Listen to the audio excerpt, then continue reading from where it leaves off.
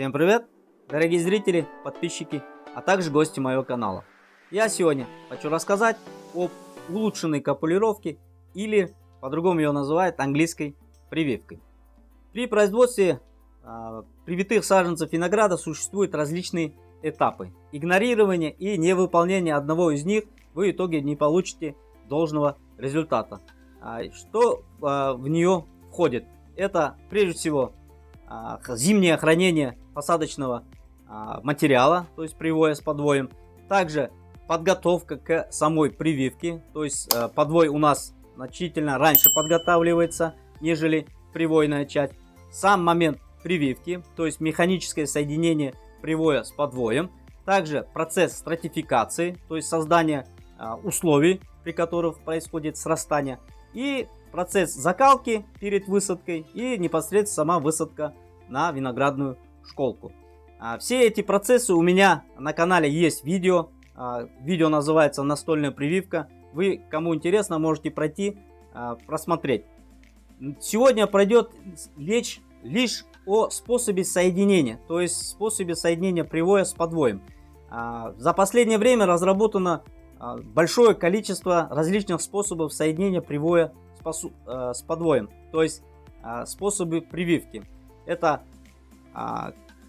прививка на штифт, копулировка, окулировка, то есть различные соединения. Я на фотографии сейчас на экран выведу, вы можете нажать на стоп-кадр и ознакомиться с различными способами прививки. Но на практике при производстве в промышленных масштабах посадочного материала привитых саженцев широкое распространение получило лишь два способа. Это третий и четвертый номер.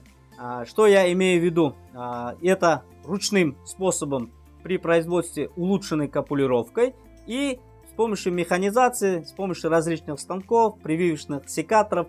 Это прививка на омегообразный шип. Так, давайте приступим непосредственно к выполнению самой прививки. Прежде всего нам понадобится острый, хорошо наточенный прививочный нож. Также не забываем про технику безопасности. То есть с помощью лейкопластыря нужно предохранить пальцы рук. То есть два пальца на левой руке и большой палец на правой руке. То есть я уже предварительно подготовил черенки, подобрал их по диаметру. То есть условно предположим, что у нас уже подвой пошел в предпрививочную подготовку. То есть уже все процессы уже произведены. Я буду показывать лишь сам механический способ соединения данной прививки. Прежде всего я сейчас выполню, а потом более детальнее остановлюсь на тех моментах и этапах, на которые нужно обращать внимание. Так, делаем косой рез. Где-то сантиметр-полтора отступаем от глазка. И делаем косой разрез. Таким образом, чтобы диаметр данного разреза был где-то около 1,5 диаметра нашего черенка. То есть, если черенок, условно говоря, 1 сантиметр, то и разрез должен быть где-то около 1,5 сантиметра.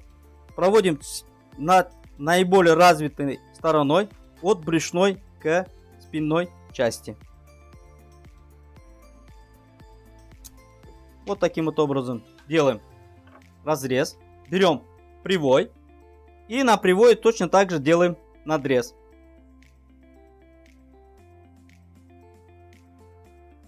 То есть так вот берем.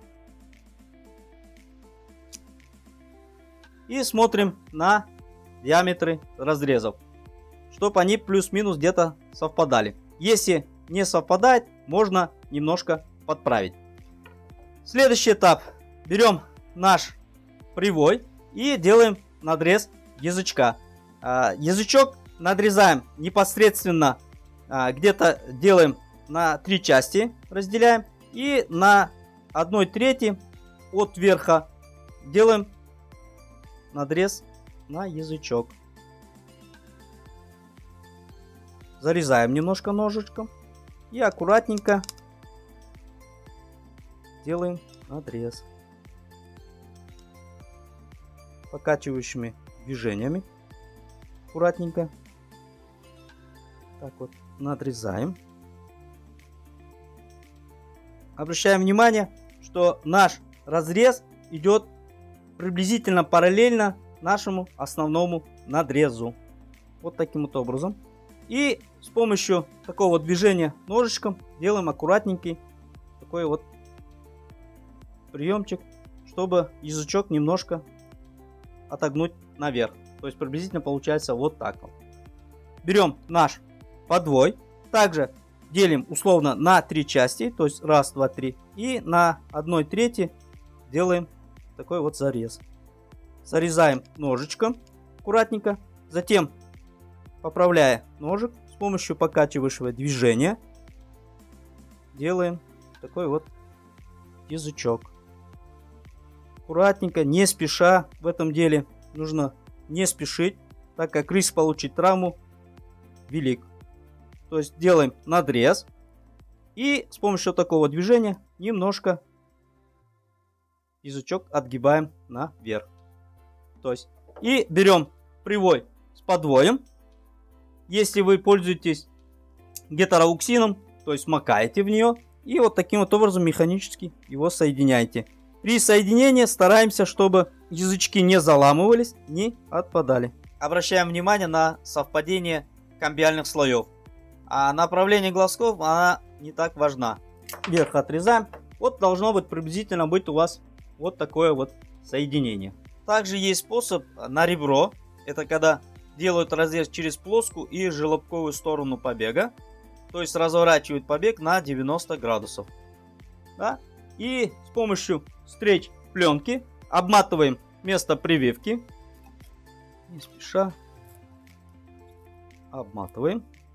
Да, и макаем в парафин. И такой черенок готов для проведения самой стратификации. Теперь то, что касается некоторых нюансов и деталей. В последнее время, то есть изначально все прививки проводились с помощью улучшенной капулировки. Но для проведения такой прививки всегда нужно высококвалифицированный труд. То есть не многие могут делать такие прививки.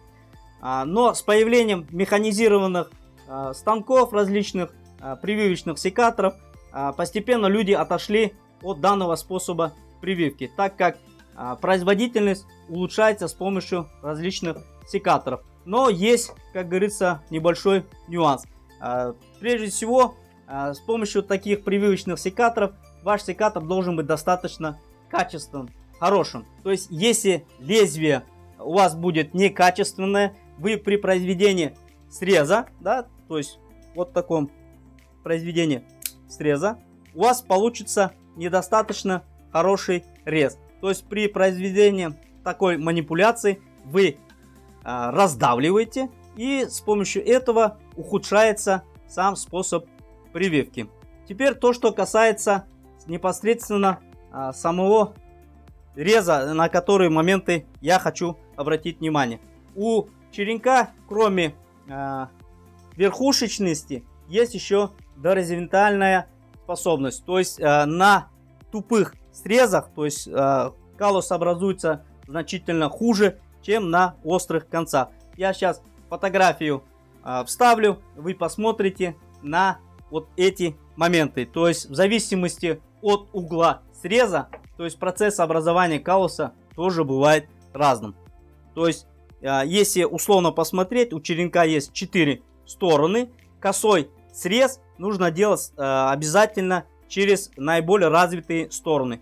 От брюшной к спинной части или наоборот от спинной к брюшной части. То есть разрез делаем вот таким вот образом. То есть смотрим здесь вот брюшная часть. Мы вот таким вот образом делаем разрез.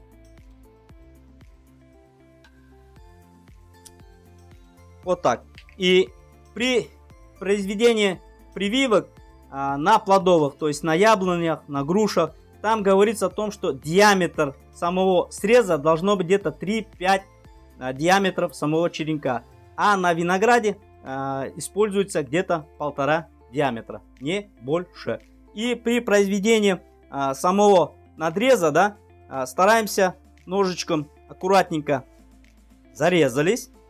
примеру, да, так вот зарезались. И ножик аккуратненько выравниваем и стараемся идти ближе к самой плоскости. Тогда у вас получится более корректное совпадение язычков.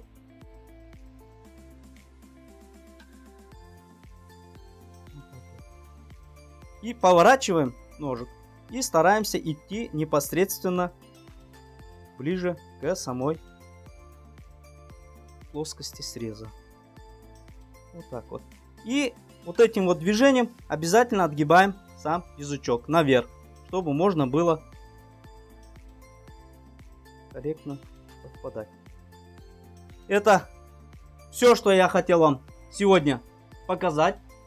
Пользуйтесь данным методом, отрабатывайте ваши навыки. Я знаю, что в процессе тренировки у вас постепенно все получится. Если вам нужно сделать несколько десятков, то с помощью хорошего, качественного прививочного ножа можно данные несколько десятков прививок сделать. Это все, что я сегодня хотел рассказать. Всем пока, до новых видео.